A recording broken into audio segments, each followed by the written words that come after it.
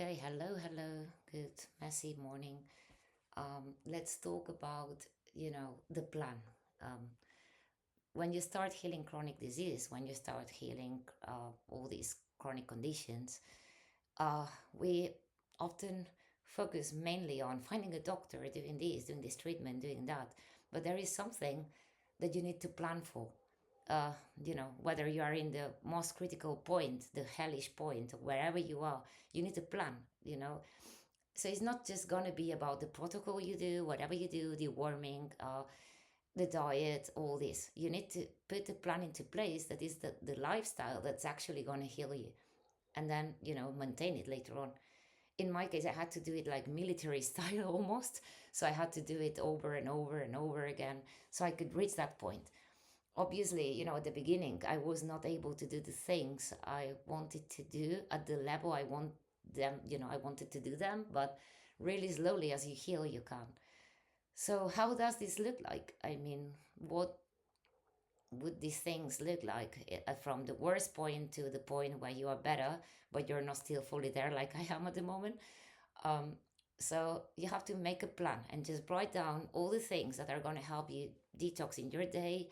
Uh, Even if it's not alive, it's still, you're in a dark room, unable to move or hear sounds or anything like that. You still have to do some things and certain things, and that's going to depend plenty on you, the environment. Obviously you need support, you need what you need, but that's going to be up to you. So what did I do? For instance, in the morning, first thing in the morning, I would go outside and just get some sunlight. That's to start with. Do it however you can.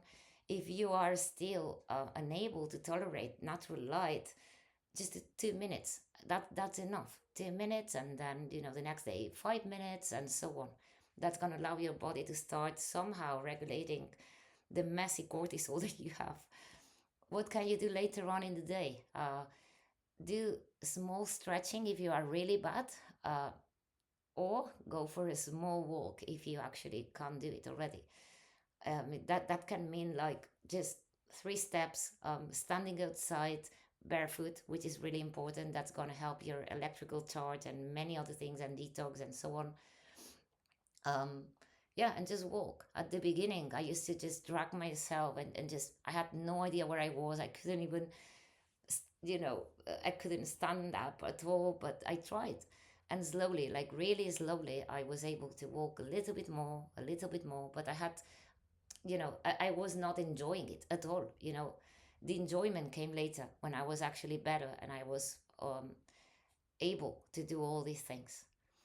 So, yeah, what did I do later on? Maybe a coffee enema. That was huge, and it's still huge for me. It's really helpful. It's going to help your, get rid of crap. Remember, bile is super important. So, that's going to help your liver and bile get rid of all this toxicity. If you are unable to, let's say, go to the toilet, that's going to help too. So all these toxins don't build up there. I'm not really huge fan of coffee enemas. What can I say? I mean, I used to drink a ton of coffee. Now I put it up my ass, but there we go. Uh, yeah. So later on, I would just, basically have lunch and try to eat. I already changed the diet, but this would be part of the day as well. Um, yeah. So going back, later on, I would try to either make a bath with Epsom salt baths, or if I was unable to, because I was for a really long time, just do it on your feet. Just put your feet in a bucket and fill it with Epsom salts, and just stay there. All these little things are going to be incredibly helpful. Plus, they're going to get your mind out of the hellish situation that you're in. No, I always categorize these processes as having like 3 steps. No, the first one would be hell, like pure hell. You're surviving. You're not even here. You're just be, especially for neuroline people with these encephalitis situations. That's unbelievable. It is just far beyond what any human can possibly imagine. In that phase, still do these things. Do it as much as you can. Remember to include something in the day that, apart from taking, the supplement, med, whatever you take, that allows you to have some joy, some kind of joy, whatever it is. Like, if you are able to listen to music, do. If you can't do that yet, you can maybe, if you know how to do it, crochet. That's what I used to do. I mean, my whole house is full of like crochet projects and things that I did to be able to survive the day. Play the guitar. I mean, whatever it is that you enjoy and can do kind of in an autopilot mode, because when you're that bad, you're not able to process that much. But at least that's going to give you some sense of purpose, some sense of that you are still alive, you're still here. And maybe that gives you an idea of what can you do next day. No, I finished this, maybe tomorrow I can continue and do this or do that. And obviously that's going to be super helpful. Yeah, then in the afternoon I would do some dry brushing, for instance. If you have someone around you that can give you a message, that's going to be really helpful as well. If you can spend like these 10 minutes doing a sauna, perfect. If you are already strong enough to manage rebounding, do it. Like, obviously, with all these things, start slowly and then build up from there. No, so when I started rebounding, I did like 2 minutes, then I did 10 minutes and 15 minutes, and and so on. And maybe you can split it in different times of the day. If you are able to tolerate people, talk with a friend, be there for a bit, and so on. But the worst thing you can do, and we tend to do this because people do not believe us, because we are not understood. We have to constantly defend ourselves and constantly defend what's happening to us because no one understands. And these things bring so much trouble because yeah, you're just what we speak becomes true, and this is a really common practice, not to constantly say how bad you are. And it's normal. I mean, I was the first one to do it because I was in hell. But as you get better and you're able to see things in a more positive way, out of the survival mode, obviously, because I mean, I can tell you when you are in the survival mode, you're not going to be able to do that at all. But slowly you get some glimpse of life, glimpse of moments of positivity, or some sort of you know it's there that you have to kind of imagine yourself already healed and living. And yeah, also I wanted to talk about something that is not talked about very often, which is the phase where, okay, you've been through hell, maybe a decade passed or 5 years or however long it was, and you're suddenly in a situation where you thought that when you would feel good, everything would be perfect. And it's not like that. You wake up from how, God knows how many years, and you're kind of lost. You don't know what the hell to do. You need certain things to maintain it, which this is the phase I'm in at the moment.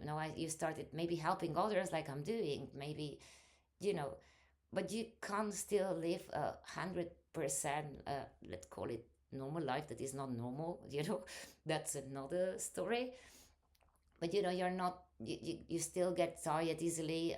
Obviously you are not in hell anymore, but you are not able to do or have as much strength as normal people have. No, this is a weird position to be in, because you can do a lot of things, but you lost all your friends, you lost some, maybe family members that didn't understand, you lost, jobs, whatever the hell you were doing, you lost it all.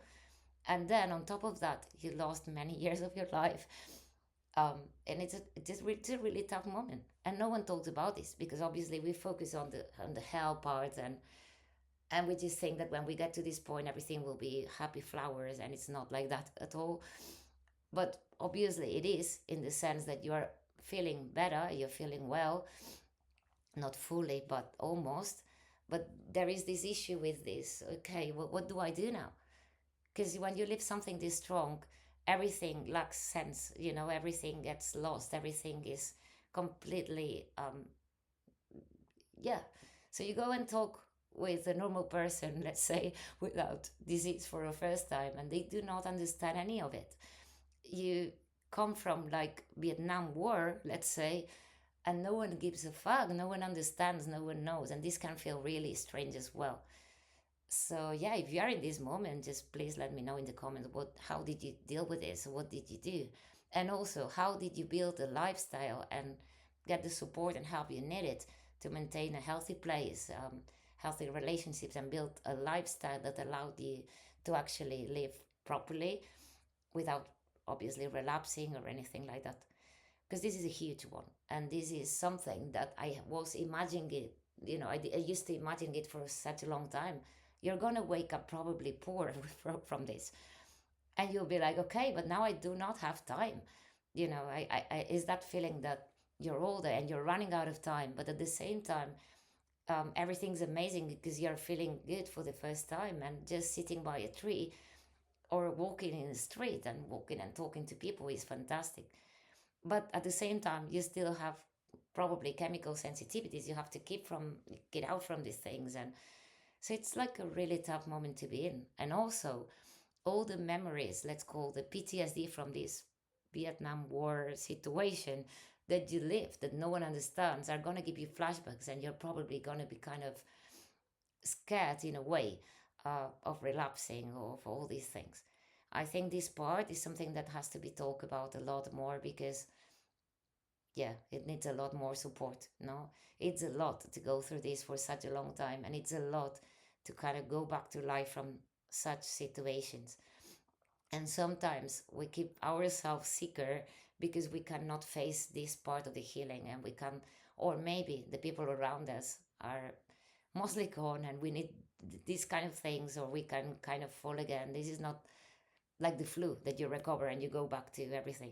Years are in between, and this needs an approach as well. So yeah, I'm not quite sure yet which approach it is, but whatever you do, do something that comes from your heart, do something that is meaningful. And from the part of losing relationships with people, you'll find that weirdly enough, as you go back to living from the death, you'll find people that understands these things more, that are more understanding, and they tolerate these things. And all these people that were in the past will no longer make any bloody sense at all. I mean, anyway, they just basically left you behind at the worst. They couldn't see beyond, which actually I believe was their fears. No, when people see, they are so afraid of the dark because they have dark themselves that they don't want to face anyone being in that position, right? So yeah, thanks for watching. I hope it was of any help, and I'll see you next time.